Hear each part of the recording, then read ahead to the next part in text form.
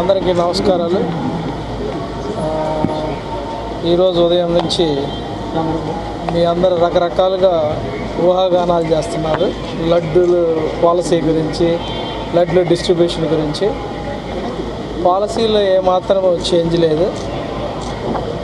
దర్శనం చేసుకొని టోకెన్ ఉన్న భక్తులకి ఉచితంగా ఒక లడ్డు వస్తుంది. దాంట్లో అదనంగా 4 నుంచి 5, 6 కూడా వాళ్ళకి అవసరాన్ని బట్టి అందించడం జరుగుతుంది. అదేవిధంగా అవైలబిలిటీలో ఏమాత్రం తక్కువగా లేవు.